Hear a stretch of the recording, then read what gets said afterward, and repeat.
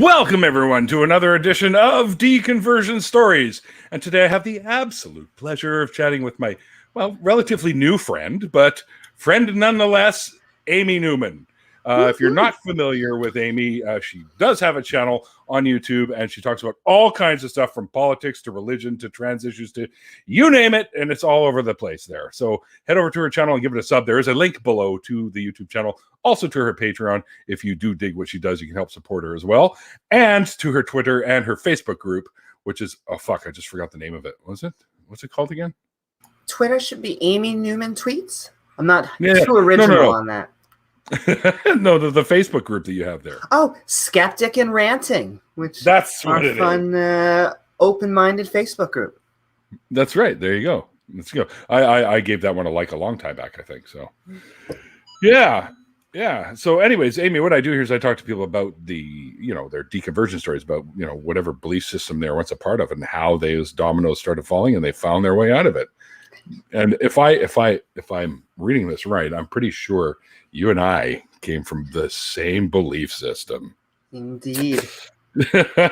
So let's get a little bit of it. So kind of take us back to while you were involved. And let's face it, I mean, most Jews today are pretty secular anyways, right? They are very secular. Traditionalists, and like my dad always used to say about tradition, you're just pleasing dead people that don't know. Right? So, right, which is really what it is. But take us on that journey, and I'll probably jump in with something ridiculous to say. And the Jews are very weird. It took me many years, but you could go up to many Jews at this point and be like, well, I don't know if I believe in God. And they'd be like, God, we don't believe in that God shit. And you'd be like, what? That's the whole point. What do you mean? Unless they're like ultra-Orthodox or Hasidic or something. Unless they're ultra-Orthodox, exactly. And so I grew up just like Neil. I was raised in a Jewish household. My parents are both secular Jews. My mom, because I don't think my dad would have cared one way or the other, but my mom wanted to be a quote-unquote good Jew. And so she sent me to Hebrew school, and so exactly.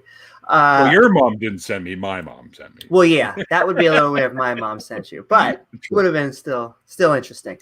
And so instead of going to a secular synagogue, though, my mom sent me to conservative, which is, I think, you would know, is kind of the middle ground, but a lot of people don't know that, because you say conservative, but it actually could be another step further towards Orthodox. So I was sent to a conservative synagogue, and I went through middle school and high school one day a week on Mondays, and then one Saturday a month. Mm-hmm. And that was like the just built in. And when you're a kid, you don't know any better. You're told to go places, and you go there. Yep. And it was interesting and stuff. I remember seeing like maps about Israel on the wall, and just like all of that kind of fun things. I also love to say, if you'd like to see how much money my mom got out of this, I could say about a third of the Hebrew alphabet. So Aleph, Bet, Aleph, Bet, Gimel, Dalet, Hey, and then it starts to get fuzzy. So Vav, Chet, Tet, Yud, Kuf, Resh, Shin, Sin. I don't know. I could keep going. Yeah, you got farther than me. I lived in Israel for like 2.5 years or 2 years or so. Something you lived in there, and I was hearing on another podcast, either someone actually you knew converted, or like they met someone. Yeah. And I almost regret this. This may seem fairly odd to people who aren't Jewish, but Israel offers every Jewish person, as far as I know, like a free trip there until they're 18. I should have taken that. I was too not into religion while I was in religion. But yeah, just a little thing. I went to school there, grade 11 and 12, on a place called Kfar Hayarok, which is literally translates to the Green Village. The Green Village. Okay, that sounds friendly. Yeah. Actually, it was a place I didn't know till after I had been there for the 2 years. I came back, and one of my buddies I met in Israel goes, "Oh yeah, no, Friar Oak was a place for like reforming bad kids," because I was a bad kid, right? So, Uh-oh.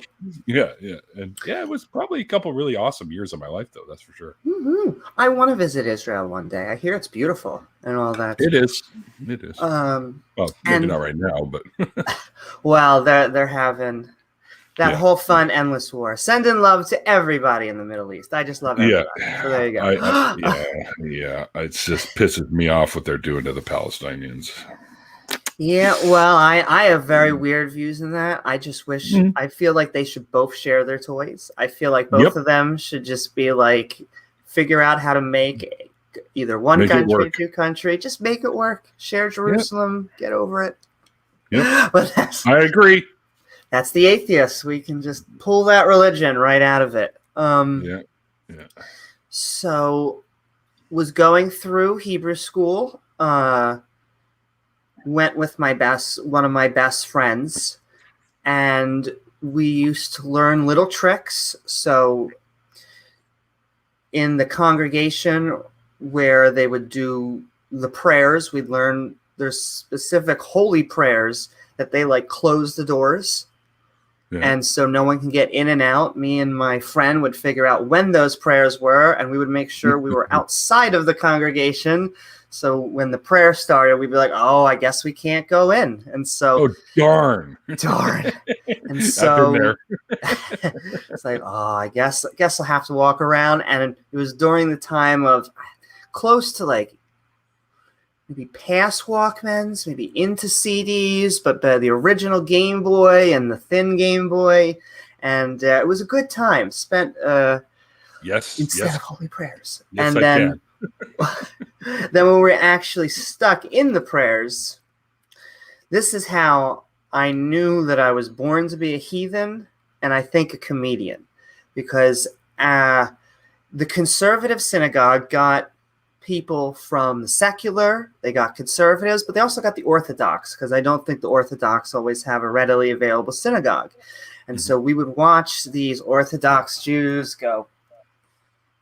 The davening. And so, me and my friend would just sit there. I put this there. And we just go like this as fast as we could and stuff like that. We thought it was funny as hell. And just so it was. That's the Iron Maiden version. Yeah, right. That's the rock version. So it never really had like a spiritual sinking. I was going through the motions because I thought I didn't know any better. And so a lot of people will ask, if anyone asks me, how did I get out of religion? I have a very weird answer, which is awesome. I basically asked my mom for permission, which I don't think that many people do, but I was becoming a teenager and we were doing all this Hebrew school, and eventually it generally has, a finale of a bar bat mitzvah. Yep. And so I basically came to a deal with my mother, which was, I'll do this bar bat mitzvah thing, and then I'm free of this religion shtick. And so that was kind of the deal we made. I got to read the Hebrew, probably more from the English translation, but it looked great when I was saying it. And so my mom got to have the happy tears and all that stuff. Yeah, and of course. Then, got to dance and all that. Great time. And then I was free. And so for a while, I never even thought about religion. So like years would go by and it kind of faded into the background. And then around 18, 19, 20, these issues started to be, and maybe it almost correlates strongly with trans. I think I had kind of a world bubbling, the bubbles popped. And issues started to get deeper. The world started to get a little bit more complex. And I started to really think about these issues, because when the original deal wasn't to be an atheist. It was, I just don't want to do this religious shtick anymore. And so now I'm starting to really think, do I not believe? And if I don't believe, do I have good reasons for it? Because I'd never really thought about that before. And I would say it took a year or two to go through, I don't even know if I would call it deism, but the deism, and then to really go from agnostic to agnostic atheist. And then probably mid-20s into my 30s, I had solidified that position. So, Amanda wants to know if that's a NASA flag, and it is. I am a NASA shill, a paid NASA shill. That's right. They don't pay much. It's mostly in cake, but I do what I can. Cake? Fuck! Soros just keeps sending me fucking checks. I don't know what it is. Oh, that damn Soros. It's hard controlling the world, but some people gotta do it. But man, my phone just wants to connect with the computer so badly. The Bluetooth is like connect. No, it's Alienware Connect. I've got the app on the phone, and I was trying to do it earlier, but for whatever reason it wouldn't work, and now it just keeps going. Trying to connect with your computer. Trying to connect with your computer. It's like, whoa, settle down, right? It's okay. Computer doesn't like you anymore. It's fucked up. All right, where were we? Oh, well, so yeah, just having fun. And I guess into my 20s and into my 30s, I would actually say I even transitioned, but I transitioned further from, I would call myself the full 3 label now as agnostic, atheist, anti-theist. And so that ending took probably even more years to get to, but I feel like now there are justifiable positions. I agree. And a lot of people misunderstand the term anti-theist as well, because they think that we're against theists, and that's not like against them. What an anti-theist is. We're anti-theism. Exactly. But being a singular being, I call myself an anti-theist. But I don't really use the term because it gets so convoluted nowadays. So I just go, yeah, I'm anti-religion. Well, and there comes with, I don't want to say baggage, but each term sometimes, I think anti-theist is probably the most radioactive. I think atheist, a lot of people are trying to normalize because it has so much stigma. Shout out to Randolph and Tart and all that. Shout out to Randolph. Shout out to Tart. Yeah, the Tang boys. They even started another channel called Normalizing Atheism. Well, I think that was Pasta Mike, but yeah. Woohoo, shout out to Pasta. Shout out to Pasta. We're just loving They'll show up at some point. They always show up. Oh yeah, I forgot to ask you before we went live. I always do an after party. You cool for sticking around for that for a little bit? Sure. Awesome. I like to party. Yeah, it's the I like to party. Wait a minute. That's my new political movement. Woohoo! I support it. I'm going to start the I like to party. Party. Are you for this? You for this? No, I'm here to party. Oh, okay. Yeah, just bring me another beer. That's all I care. Bring me another beer. That's actually something I'll say when people say, hey, Atheist Sanctuary. When people say, so what do you believe? I always say, I believe I'll have another beer. You got one handy? Another beer, please. I think that's what I believe. Speaking of which, this one's empty. I have coffee. That's not quite the same thing. You could put some Irish cream in it if you wanted. Ooh, see, that's what I should do. That's for the after party. Uh-oh. Grumpy old Calling Pasta the Dork. Shots fired. Hi, Grumpy. Pew pew. Pew pew. I almost wore my pew pew shirt.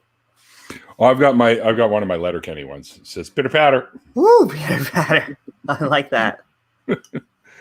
It's got Wayne's lawn chair and the Pupper's beer right there. World. And it's Have you ever seen Letterkenny? Yeah. Say that again? Have you ever seen Letterkenny? I don't think so. It's a Canadian show. It's very funny. Now I'm going to have to Google that. Say that one more time. It's just Letter and Kenny. All one word. Letterkenny. Okay. Yep. And pitter patter is one of the expressions that they use on the show. The other one I have says hard no, which is so you went in hard no. Yeah. Yeah, I'm gonna have to take a hard no. Yeah, it's a really, really funny show. It's Canadian, and it takes place in a little town in somewhere in the middle of Ontario, kind of thing. Yeah, it's great though. It's based on an actual town, but there is no real town in Canada called Letterkenny that I'm aware of. But yeah, it's funny. Anyway, so they've got 6 or 7 seasons, I think, or 8 seasons. But there's only like 6 or 7 episodes a season, so it's an easy one to binge watch. You can binge watch like half of the fucking series. And I think I found it. It looks like it has the 93 reviews. Looks like it's got good reviews. Oh yeah, it does. It should. It's very funny. It started out as a YouTube sensation, and then one of the guys you ever watch Trailer Park Boys? Mm-hmm. And the guy the blonde guy that wants to be the rapper, John, he actually produces the show Letterkenny, and he stars in a couple of episodes. Yeah, he stars in a couple of episodes as a Mennonite guy whose name is Dick, and his wife's name is Anita Dick. Anita Dick. Spelled with a Y. That's so funny. So I don't scam bait professionally, but I do a little scam baiting. And one of my go-to names is Sarah Loves Dick, and that is my go-to whenever they're like, "Hi, who are you?" And I'm like, "Oh my, I'm Sarah Loves Dick. Is there something wrong?" And it takes them about 10 times, and the goal is generally to get them to say it out loud so I can get a recording, and I should be uploading some of those soon, eventually, so look forward to some good scam baiting. I'm not as good as Kit Boga or Scammer Payback, but it feels good anyway. Phoebe just put a Wikipedia. Yeah, source is Wikipedia. Phoebe, it's not actually a real city. That's probably to have something to do with the show itself. But it's based on the town that the star of the show, Wayne, or who plays the character Wayne, I can't remember his real name off the top of my head. It's based on a town that he lived in. Dirty fake names. And hi, Spooky. Woo-hoo. Spooky's here. Yeah, there you go. Yeah, all right. So I don't know if you were like me, like during Hebrew school, because I never really knew if I really believed. I mean, I would talk to God, like trying to like ask favors for friends and stuff like that, but I never really fully bought into it. I don't think so. But one of the things I always said, I would always ask the questions at Hebrew school that were hard for the teacher to answer. Like I remember actually saying to her, "Oh yeah," I remember. I don't buy the boat story, lady. I don't buy the Noah's flood. Like how is that even possible? And I got sent to the hallway a lot. That's one thing I know for sure. But were you anything like that with you at all? Or? Well, it's funny you said I was a troublemaker in public school because of so sound weird and dated now, but it was during the jackass phase. Yeah, and I did lots of little things. We used to do lots of little stunts and just talking back to the teachers with jokes. I remember, once again, not to be too risque, but I was walking into the gymnasium once, and there's just a guy. He's like, "No talking, no standing, no doing this." And I was like, "Can I masturbate?" He's like, "Office." And I got OSS for that.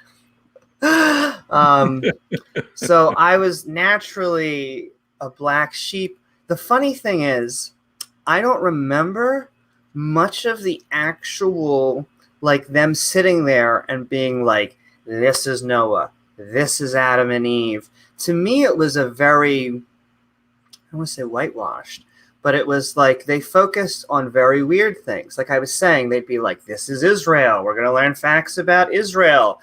Yeah, we did that too. And I would say I didn't get a lot of trouble in Hebrew school, except for the fact that they couldn't keep us down. Like they couldn't keep us to sit and to really, I was one of these people that would be like, "Can I go to the bathroom?" Go to the bathroom. And then disappear. And they'd be like, "Where were you?" And it's like, I found other things to do. Wandering around in the back field somewhere. Yeah, I will say that I only remember one actual time of praying to God, and it was the stereotypical. I lost my keys. I had a pair of keys for the house, Oh no. and if I didn't have those keys, I wasn't going to be able to go out and play with my friends. And so I did the whole come on, come on, come on. And now everyone always asks me, like, what did you find? Or the theists normally ask me. I shouldn't. I hate when I say what everyone. Some people are saying. Theists normally find the keys. Well, it's like, yes, I found the keys, but I think if I had just kept on looking, generally speaking, you would have found them. Yeah, car keys, just time and energy. You keep on looking, eventually you're going to find them.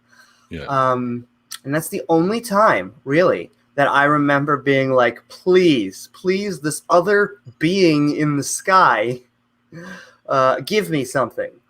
And, you know, it could have been that a God really helped me find that keys. But I like to think that if you flip that, it also means that it's like, yes, God was like, kids with cancer, AIDS, and we're going to find Amy's car keys. All right, there we go. Yeah. I'll put the other stuff on the back burner because I know, those are silly. Fuck. Got to get to the important stuff. All the children being raped by clergy. Fuck them. Let's help Amy find the keys. And it's funny, just as a random, I was talking, Mr. Batman came on, someone's came on, I think AJ's channel, and he was like going over the sir. He couldn't get over the trans thing. And I just couldn't get him to talk theology. For whatever reason, my existence just seems to really trigger these guys. And that is another aspect I just seem to find really weird of religion.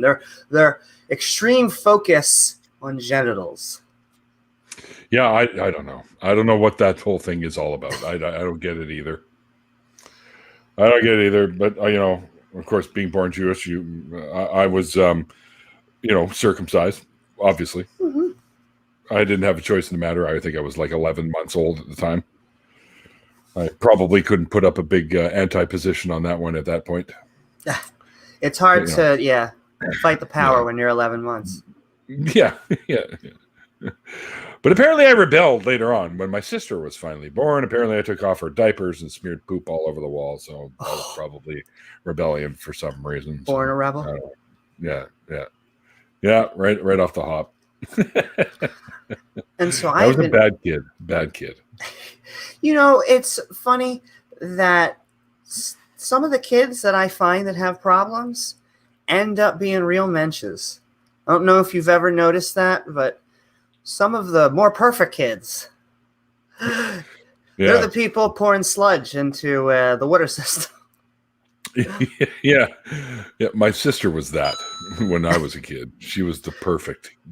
Well, I'm still not saying she's pouring sludge, but I just have a soft spot in my heart for the misfits of the world.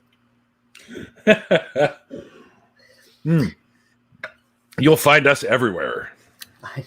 Woohoo! And I will say, I have a unique experience with the whole circumcision thing. So, if anyone didn't know before, I am transgender. Very happy and comfy in my body, so I kind of love it at this point. But I'm That's good. also born. Go one more step down. I was born intersex. I would say the lightest amount of intersex you have, because intersex comes in 4 different flavors. It's how messed up are your genitals? It's the joke I like to say.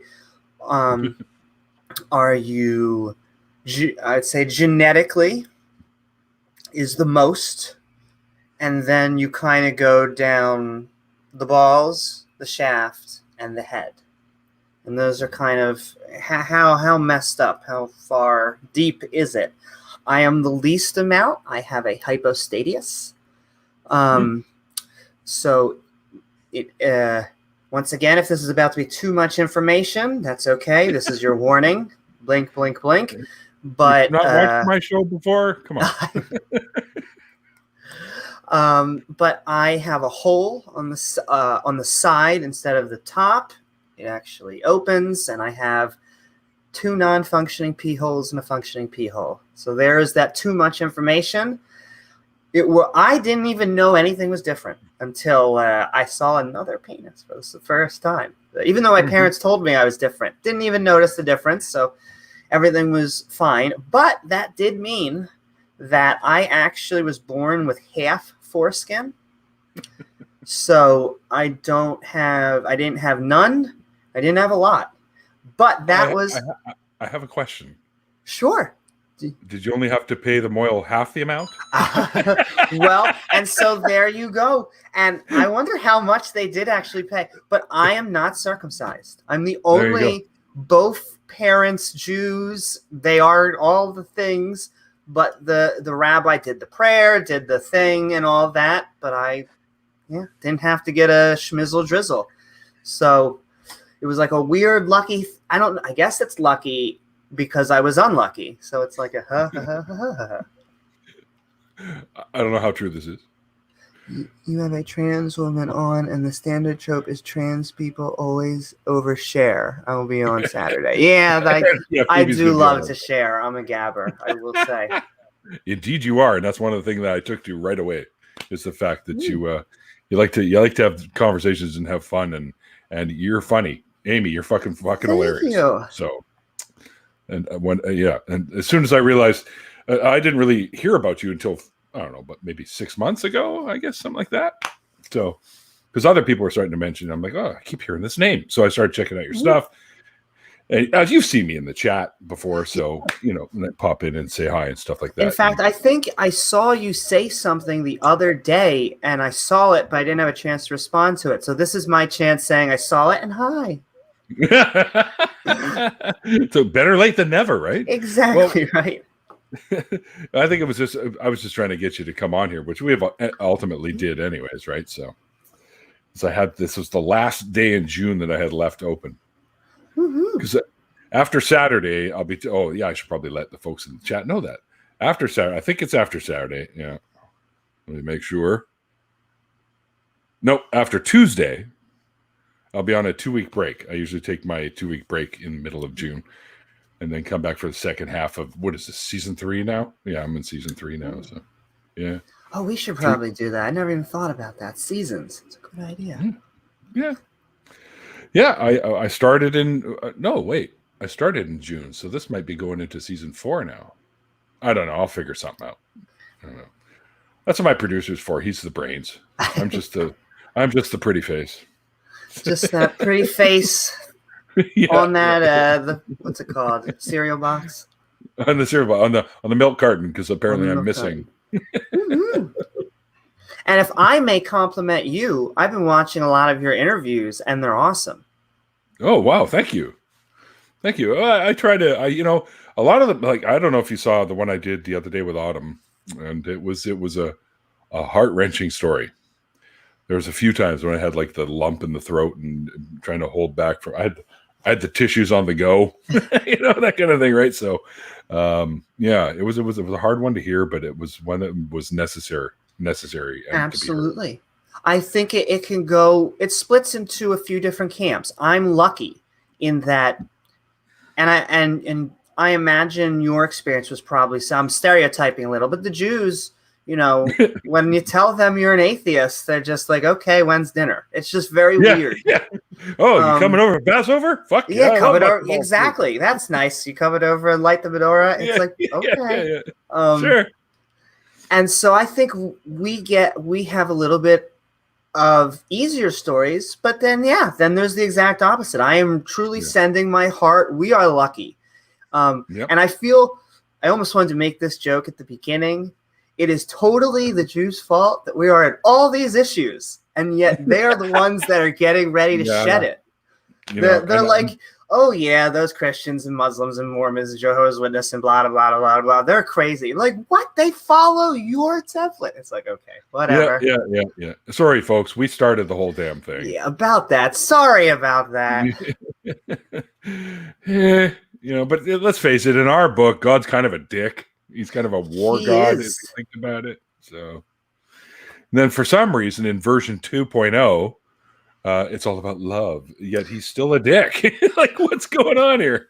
And it's really about marketing. The Christians are trying to say, like, he's really nice and lovely, but that's basically the poster on, like, the front of the store. But then you open it and you're like, hey, you could almost go to hell forever. You're like, what? What happened to I love you and niceness? And he's a hippie. Where does fucking hell shit come from anyways? We never had it. We didn't have it. We had something that I guess you could say existence without God was kind of our version of hell, but it was more like a purgatory that you just stuck in. Yeah, that's it. Well, I don't get it. My joke is, it literally says we go to sleep with our fathers. That sounds a little Games of Thrones-y, but I get what they're saying. Yeah, Games of Thrones, yeah, exactly. Yeah, well, that's it. We just cease to exist, I think is what it is. And hey, couldn't get much further or much closer to the truth than that. It sounds fairly like the atheist agnostic position, non-believer position. Yeah. So you go to sleep forever and you don't wake up again. Oh, and there's no dreaming. No dreaming. At least but you won't wet the bed, so don't worry about that. Exactly. At least you won't wet the bed or be tortured forever. Mm-hmm. Yahweh's a dick, but he lets you die. Dad spooning. Hey, shout out to all those daddies out there. Big supporter. Yeah, shout out to all the daddy. Yeah. No lucid dreaming either, Phoebe. Sorry. I was able to do that once, actually. Realize that I was in a dream and take control. Never been able to do it again, but I was able to do it once. I've had like things where I thought I was close to that, but never like full control. That would be great. Yeah. Were you able to do stuff? I could actually not consciously because I was asleep, but I learned actually from Star Trek Voyager, Commander Chakotay said if you pick something that you will recognize when you're in the dream, like for him it was the moon, the full moon or whatever. So when you see that in your dream, you go, hey, look at that, I'm dreaming. I picked some little, I think a poster that I had or something at the time. And when I saw it in the dream, then I went, oh shit, I'm dreaming. And then I was able to like fucking, I could fly.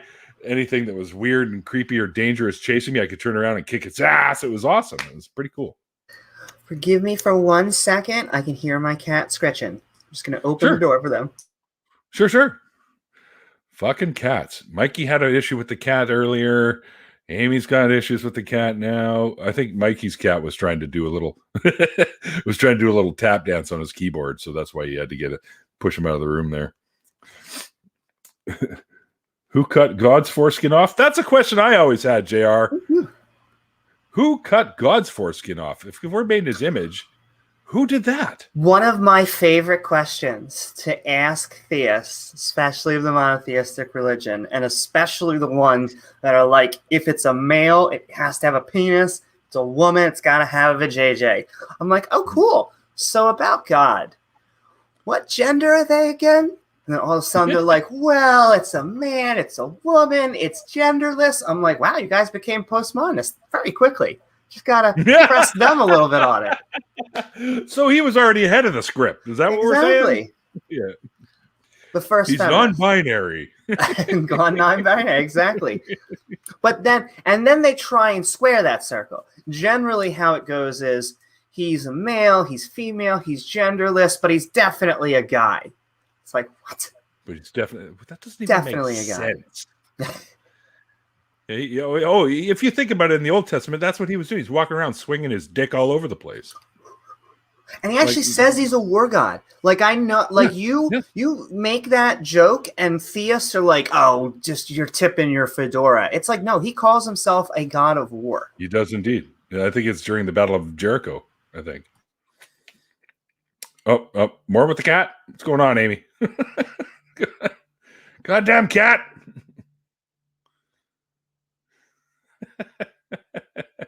We all have our overlords. I was just going to say exactly that. Answering the overlord, were you? I know they have a good deal. They're like, I have to feed them. I have to pet them. They scoop my poop. They're basically looking at themselves like a king. They do. It's like the difference between cats and dogs. Like dogs are like, holy shit, he feeds me, he pets me, he keeps me warm, he has a house he's God. And then cats are like, oh, they clean my shit, they feed me, they pet me, I'm their God. Exactly. It's like the other way around. And I think they might have justification. Yeah, I think you're probably pretty right. At least we can prove they exist, right? I think yeah, that's true. We can prove that cats exist. I think your leaving religion story is actually quite similar to mine. It was fairly easy to do. Parents really don't care. My mom's actually quite proud of me for my channel, and she's kind of secular-esque too. Anyways, she still says, "Oh, look what you did. Oh, that's a mitzvah. God will love you." She still says shit like that, but she's just old school, I think, is what it is, right? But she loves watching the show. Amy's cat is Jewish. I didn't know that, Jared. Is your cat Jewish? It's a Jewish cat. Actually, no, that would be Sammy Davis Jr., wouldn't it? There's a Jewish cat. Yes, he would. Yeah.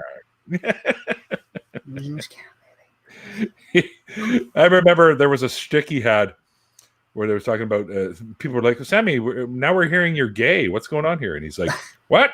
I'm Jewish and black. I got enough problems. You want a trifecta? At that point, people just be chasing me. Yeah. I always thought that was kind of funny. But anyway, so coming out for you was probably really similar for me. I mean, coming out of the religious belief anyways.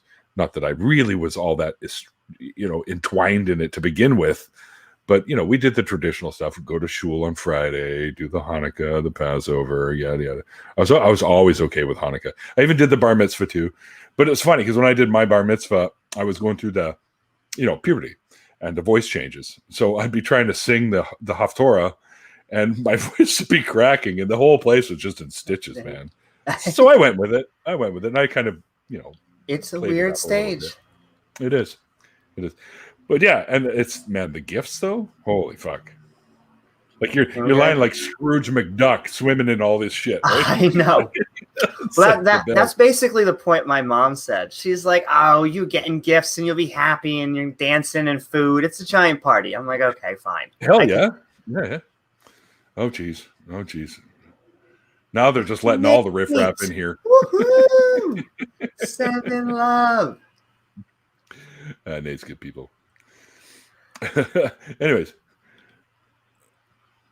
no, my bar mitzvah was not at a bar. A real bar. That would have been better. Yeah, it's so funny. They say that we're real men and women, but 13. That you're still collecting Pokemon cards at 13. So right. Oh, it was Yu-Gi-Oh for me. It still is actually. Hey, Yu-Gi-Oh works. Piles of them right over there. I'm trying to think of something. I mean. Imitate Yu-Gi-Oh. Yeah. I draw. I love. They have good animations. Those exciting. They do. Hold they the card. I'm right up to speed on all of them. They always look so surprised. You have the enemy that's always like.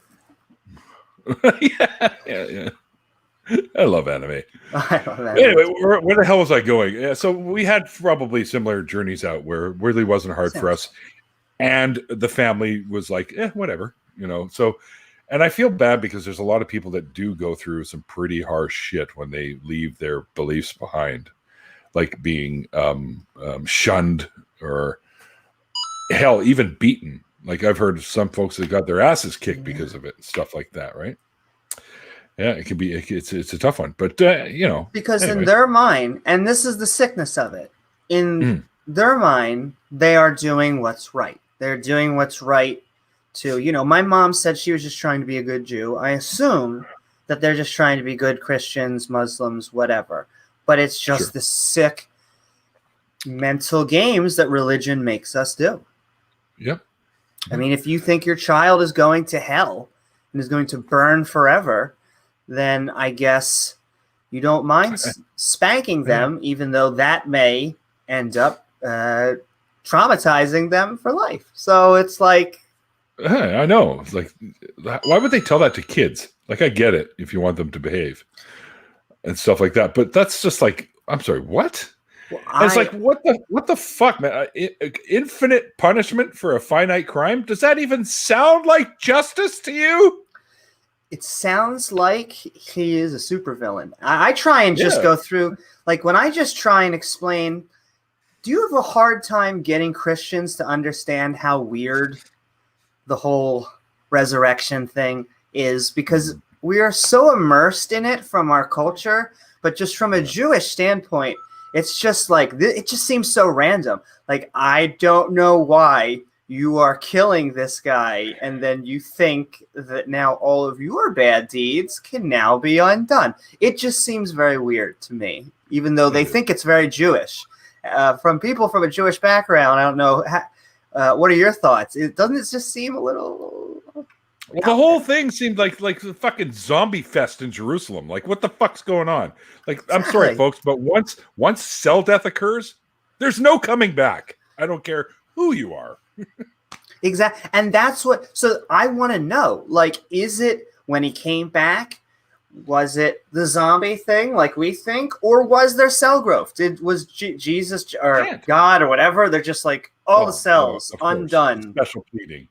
It just... Well, he's God. He can do anything. Go fuck yourself. What? And then he coincidentally disappears. So the body comes back, and then it's just like, oh yeah, the body went up to heaven. Do other bodies go up to heaven? No. So why did this one? Because it's Jesus or something? Oh, okay. Nate, Marshall hasn't been in my chat long enough to be a mod yet. Send in love to Marshall, though. And everyone in chat. Send in love to Marshall. But, yeah, no, you get a wrench after... fucking everybody in my chat has it. I was like Oprah with the wrenches. You get a wrench and you get a wrench. But, you're like Oprah, and you get a wrench. Yeah, look under your seat. Look, a wrench. You know, it's like, but eventually...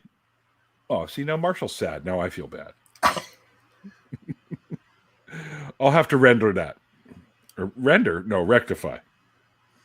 Both sound rendering is what you render the rectifying. Render the rectal. No, wait, where are we going now? That got hot fast. I know, right? That escalated quickly. So they got the Tart live show on right now with Seth Andrews.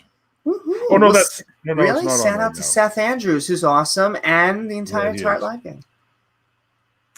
I had Seth on my show. It's funny because people were talking about, Jesus Christ, Neil, you and Seth on the same show together with those voices. It's like atheist ASMR. I know, get that sexy voices, baby. Right? It's like you're going to put everyone in your audience to sleep with that. Almost put me to sleep, for crying out loud. It's a soothing. Don't think about sleep. Just think that you're soothing. There you go. Yeah, Mikey, rectum damn near killed him. Woo-hoo. Rectums always damn near kill me. I want to talk a little bit before we drag Mikey's ass in here. What is your big... first of all, how did your folks take it when you kind of came out as being trans? So, it wasn't like I normally say. It's never exciting to learn that your child isn't, feeling in the right gender. This was over a decade now. So more, probably coming up on 12, 13 years. And so it really was a completely different world.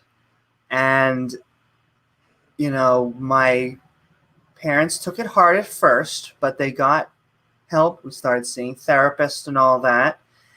Right. And through the therapist, through myself, and then through the culture almost, it has really helped them to the point where they're giant advocates for transgender people. And I have never had a closer relationship with my parents. So that's fantastic, Amy. It also helps. I mean, just to stay on theme, the fact that they are secular liberal Jews. I mean, that also goes a long way. Yep, it does. Because in her mind, I think the first thing that they need to get over, that every parents go, is, what did I do wrong? And I almost have to convince them that they didn't do anything. Welcome to the Over Decade Club. Woohoo! 17-ish years. That is awesome. You're like this and this. We're like this. We're just getting out of COVID. There's all three. You got the secret trans handshake or something. I know, exactly. And the world has completely changed. The example I normally used is one of my first jobs was a hostess. I was kind of in between at an Applebee's, and this is once again a decade ago, and I was pulled into the manager's room with a guy who had a buzz cut and told to no short order that, like, we hired you as a male. None of this freaking women shit. If I ever see you, you were. And so that would probably be an HR nightmare now for them. But 10 years ago, even then, you had corporate telling you, taking the other side. Now, I can't imagine that happening now. And no, you slowly grow a thick skin, but then I will have to say, I've never had so much support, so many allies. The atheist community is amazing. Like, not just open-minded, they are my biggest allies and defenders. Well, that's true too. Yeah. But atheists, theists, they both have their shitheads. But I will say, every demographic has shitheads. Exactly. But as far as communities grow, I don't think I could ask for, I mean, except for the LGBT community itself, I don't think I could ask for a more accepting community. So I'm just shouting once again, love to all the atheists who have been doing the doing the ground battles of the culture war. So thank you so very much. Well, we do what we can. We just wanted, it's just, we want, in my opinion, everyone should have the same fucking rights. I don't give a fuck who you are. Nobody should be shorted anything. Like, we're all fucking humans. What it boils down to is we're all humans. We're all human beings. We're all the human race. So just like every other species on the planet, we come in a variety. Deal with it. Right? I would like these live and let live people to learn how to live and let live. That is all I'm asking for. They say it often. I just want them to follow it. Oh Jesus! This is funny. This is tons of mice. But I released a little quickie video and a picture earlier today at work because an ant, I guess, got on me when I was over outside having lunch, and it somehow ended up on the desk or the counter in the lab that I work at. Right. So I'm like, oh, poor little ant, he got stuck in here with me. Oh, so I gave him a little piece of banana and a piece of a mandarin orange, and he was just fucking chowing right down on it. He, she, I don't know what they are. but anyway, so it's just, and I got real close and videotaped, and you could just see his little mandibles just going at the banana. And I'm like, oh, he's so adorable. And then I'm like, oh, all right, I'm going to take him outside. So I got a little Post-it note and I scooped it all up and I picked him up. And he just didn't stop eating, just right through the whole thing. Right? Nom, nom, nom, nom. And I put him back outside and he's okay now. That is amazing. We share more in common than I could. That is entirely, I obsess over little bugs. I feel so bad. I try and get them out. And it sounds like you are the exact same way. I don't even swat mosquitoes. They're much more fun to push into that electric zappy thing.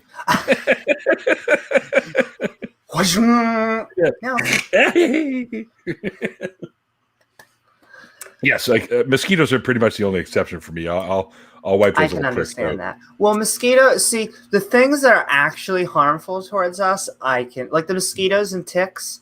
It's hard to, not to get them, feel less sympathetic for them. But I love all creatures. Still love all creatures. I do.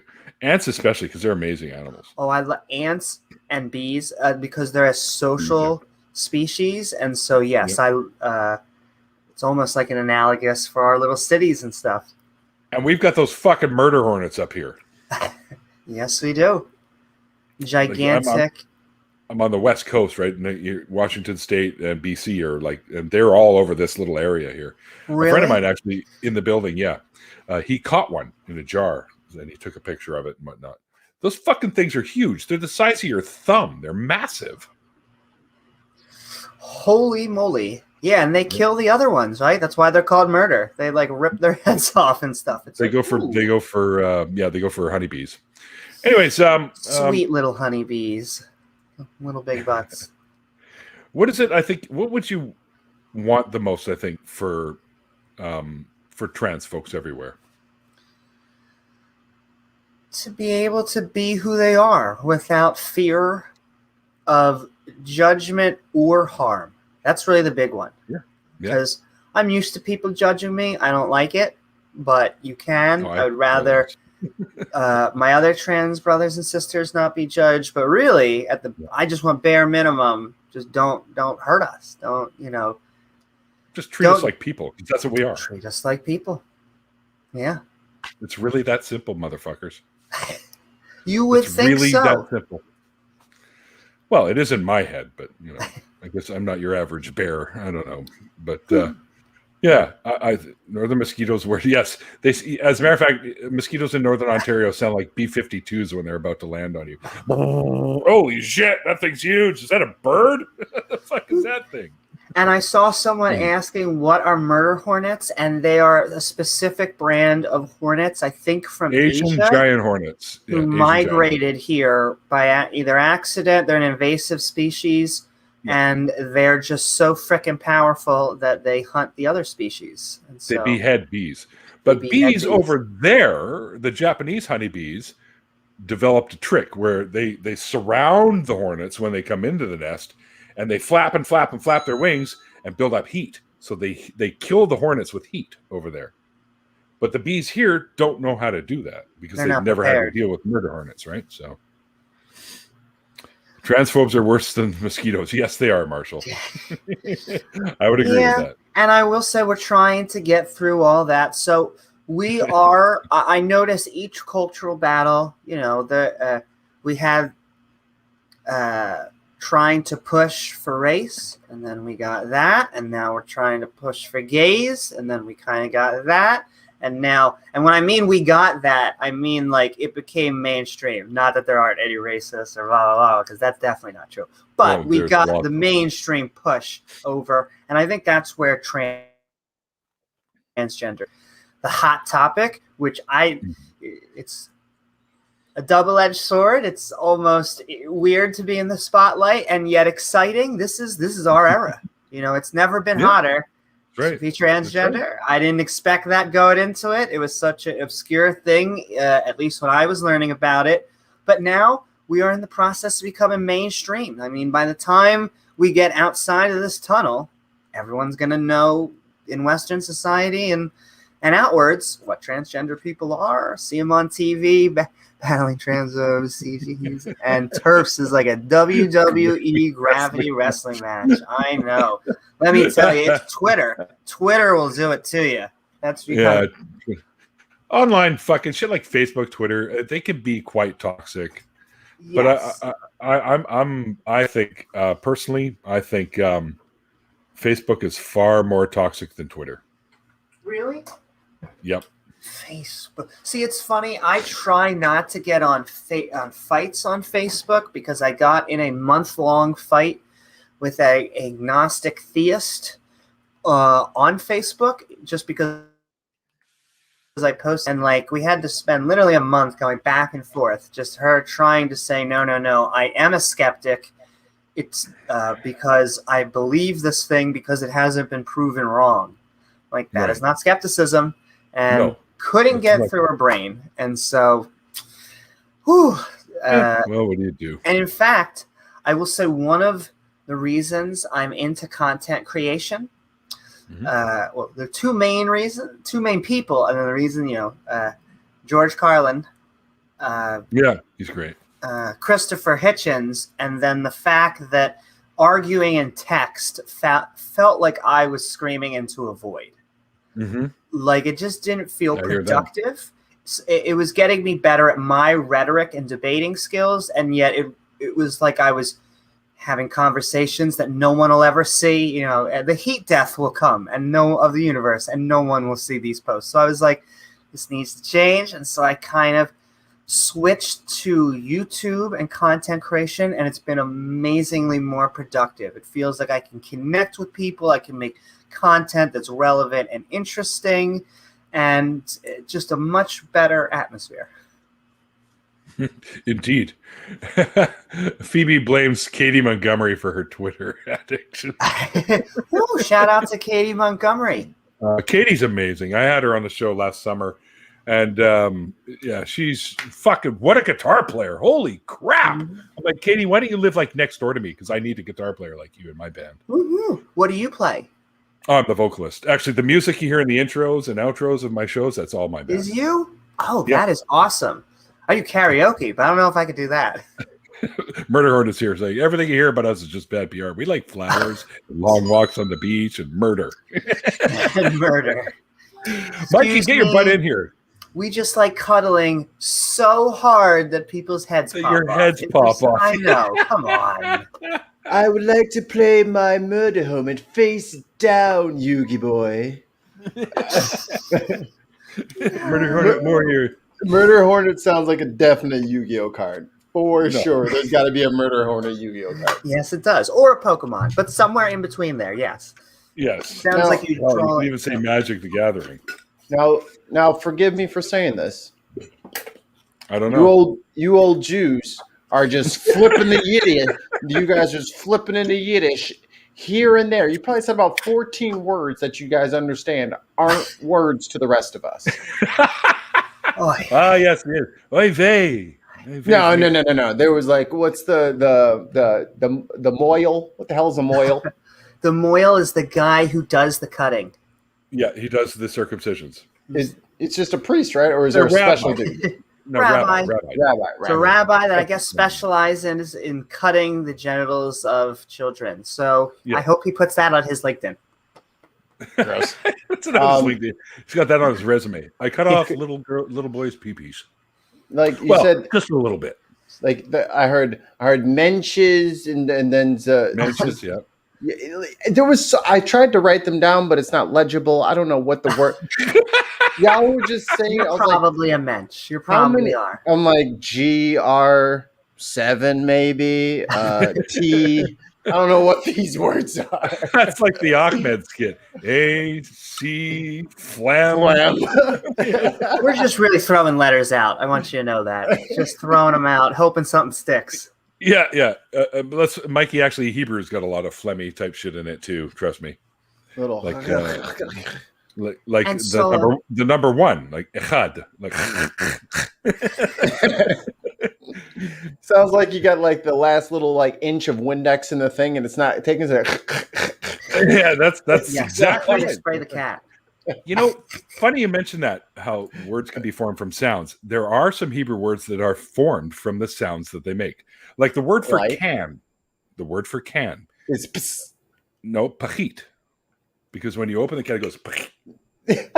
Stop it. That's not true. Yes, the word for bottle is bukbuk. Because when you pour the liquid out of the bottle, it goes bukbuk, bukbuk, bukbuk, bukbuk. That's the elephant. That's the elephant tail. You're kidding me. Is that real? That's absolutely true. That is gold.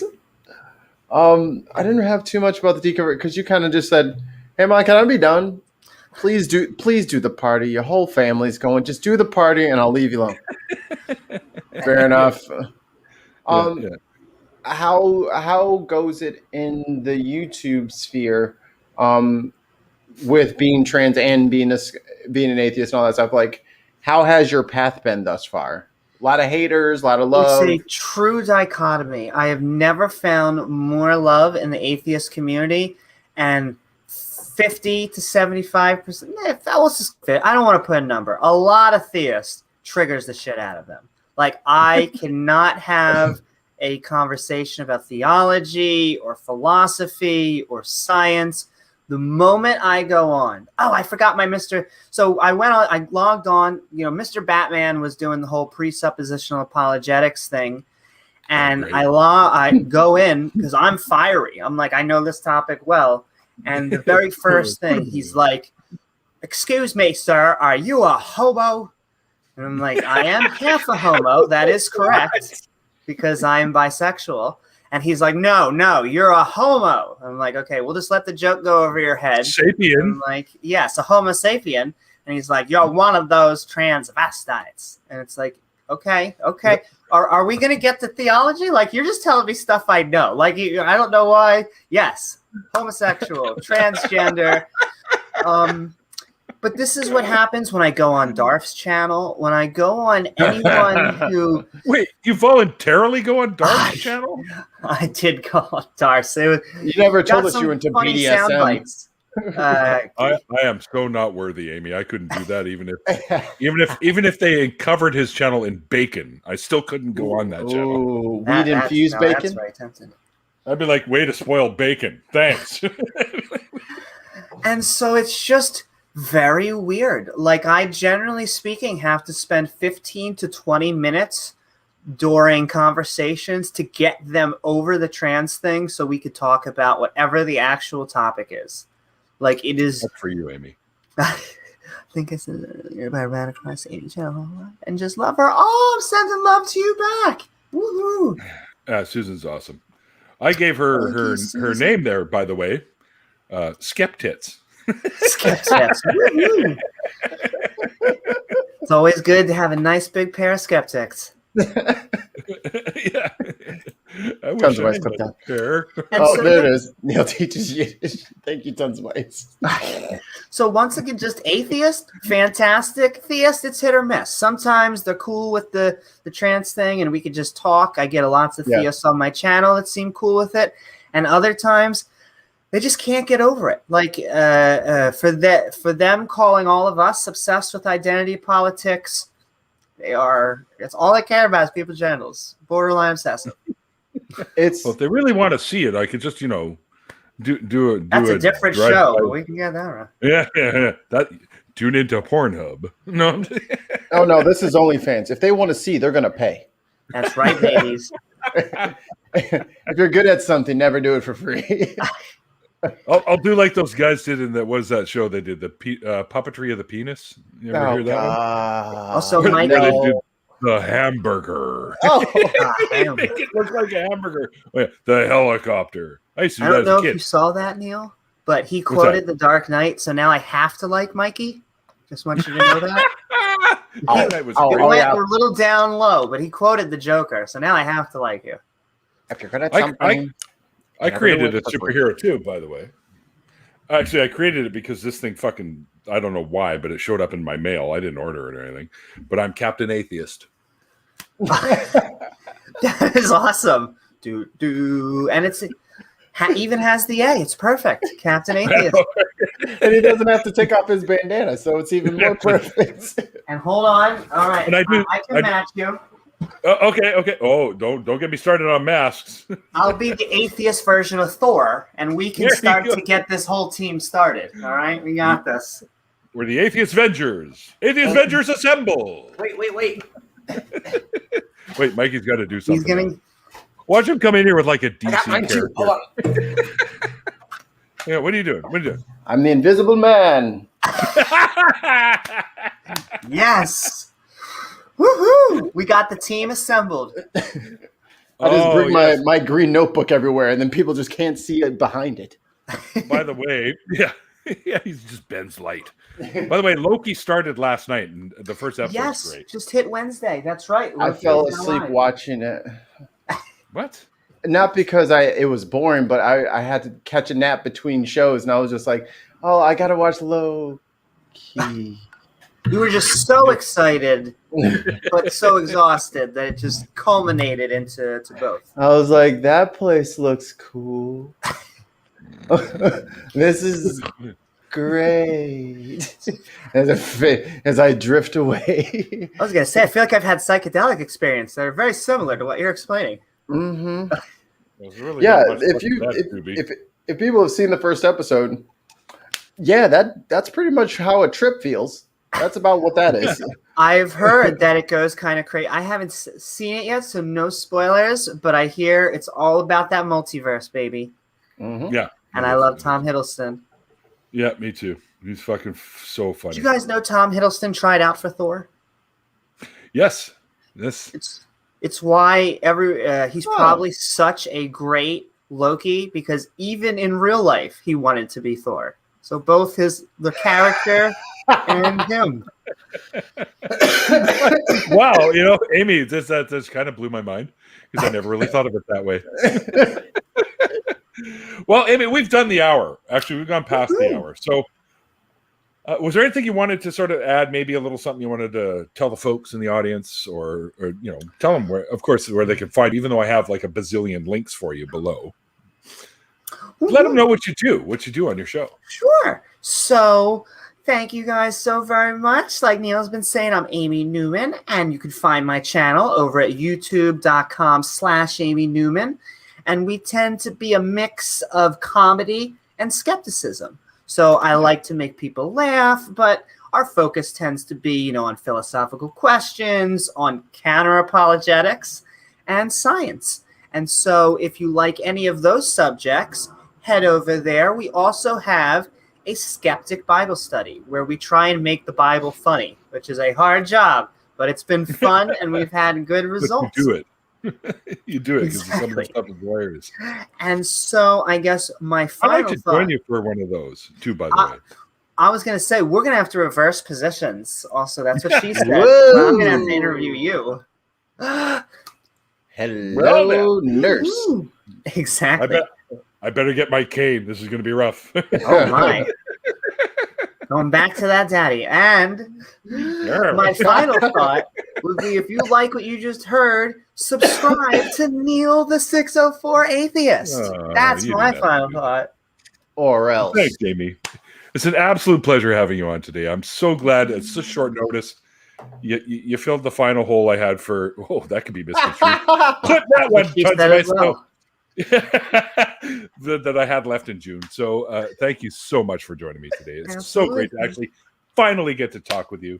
And I'd be absolutely honored to come on your show and do a little something with you. So we'll set that up for sure. That sounds good. And then to many more skeptical adventures then. Indeed. A couple of bickering ex-Jews on your show. That would be the best thing like ever. That was funny. Hang on. All right, guys. Thanks for hanging out with us. I hope you guys enjoyed tonight's show. Thanks to my lovely, awesome, beautiful, wicked producer. Oh, no, you first, that's me. buddy. Yeah, that's you. That's you. Thank you for doing what you do, my friend. And also to my awesome, amazing patrons. You guys are why I'm able to keep doing this stuff. It does help. Every little bit helps. And I love you all. Thank you very, very much. Hang on. Just one sec. Oh, look at that. That's great. Oh, do I have to start busting out all my fucking... my atomically correct heart. Everyone goes like, it's a strawberry. This is what your actual heart should look like. Aorta's that's funny. That's great. Ooh, a smiling strawberry. I bought a t-shirt in one of those street markets in England that said have a heart, but it's a 3D heart sticking out of it. It looks like it's bursting out of your chest. I like that. Yeah. First time I washed it, it was done. But at least I got to wear it a few times. Anyways, thanks. Makes me want to 3D print the that thing that busts out of your chest. What is that movie called? Aliens? Face huggers that morph into chest bursters. I've got that shirt that says free hugs with the little face hugger holding up the sign. That is awesome. Yeah. The heart is tasty. Ooh, really? I've never tried heart, to be honest. Oh, no, I lie. I've had little chicken hearts. Those are actually pretty good. Anyway. Eat your heart out. Yeah, and I did. All like 12 of them, I think, or something. But anyway, as the little thing rolling by the screen says below, Randolph and I are starting our own call-in show very soon. It'll be the first one in Canada, and it's called True North Talk. So head over to the channel and give us a subscription over there. or you can visit our website, www.truenorthtalk.ca, which will link you to the YouTube channel and link you to the other thing that I do here in Canada with Randolph, which is the Canadian Atheists, where I'm the community advocate for that company, or for that organization, I should say. And you can find us there at www.canadianatheists.ca. And next up, of course, myself and Mikey's been on the show as well. They have revamped and relaunched the new nonprofit show. I'm one of the semi-regular hosts on there, and it airs between Talk Heathen and the Atheist Experience every Sunday at 3 p.m. Central Time. So head over to the channel and sub if you haven't, and you won't miss any of the shows. And at the last Saturday of every month, myself and Andy and Seamus and Amy, I'm going to come knocking on your door for this. We do a little show called Atheists Drinking Out Loud, where we go for a couple hours and make fun of shit and people, and it's a lot of fun, and it happens at about 2 p.m. Pacific time, 5 o'clock Eastern. So head over to Laughing in Disbelief's channel and give us up to, and you won't miss one. We go live with that one too, because they're a lot of fun. Coming up in the last Saturday of this month, we are going to, as we were supposed to have last time, Bionic Dads will be joining us for that episode. And that's pretty much it, guys. So like I always say at the end of these interviews, until next time, like the late, great Christopher Hitchens once said, it's called faith because it's not knowledge. And we'll see you guys next time.